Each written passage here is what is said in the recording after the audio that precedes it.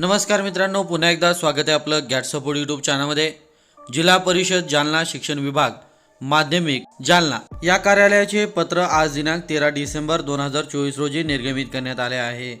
सदरील पत्र हे प्राचार्य मुख्याध्यापक सोबतच्या यादीप्रमाणे। या पत्राचा विषय आहे सन 2023-24च्या संच मान्यताबाबत।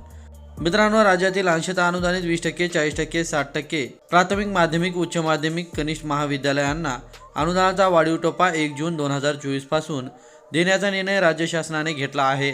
त्यास अनुसरून राज्यातील या शाळांच्या संच मान्यतामध्ये मान्य पदांना हे अनुदान दिले जाणार आहे। त्यामुळे राज्यातील सर्व शाळा प्राथमिक, माध्यमिक, उच्च माध्यमिक यांच्या संच मान्यता केल्या जाणार आहेत। या संच मान्यता करत असताना 2023-24 ची संच मान्यता प्रलंबित असल्या कारणाने 2024-25च्या संच मान्यता होण्यासाठी व्यत्यय येत आहे।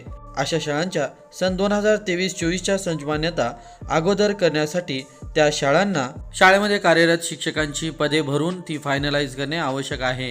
त्याशिवाय सन 2024-25 ची संच मान्यता होणार नाही। त्या संदर्भामध्ये हे पत्र निर्गमित करण्यात आले आहे। पाहूया पत्रात काय म्हटले आहे ते। उपरोक्त विषयांकित प्रकरणी आपणास कळविण्यात येते की सोबतच्या यादीतील ज्या शाळांना ज्युनियर कॉलेज संलग्न आहे अशा शाळा माननीय विभागीय शिक्षण उपसंचालक छत्रपती संभाजीनगर यांनी आपणास दिलेल्या सन 2023-24च्या संच मान्यतेची छायांकित प्रत या कार्यालयात दिनांक 16/12/2024 रोजी सादर करावी। तसेच व्हॉट्सअप मेसेजद्वारे संच मान्यतेची PDF टाकण्यात यावी। ज्या शाळेचे सन 2023-24च्या संच मान्यतेमध्ये शिक्षक शिक्षकेतर यांची कार्यरत पदे भरण्याची बाकी आहेत अशा शाळांनी सदर कार्यरत पदे तात्काळ भरावी।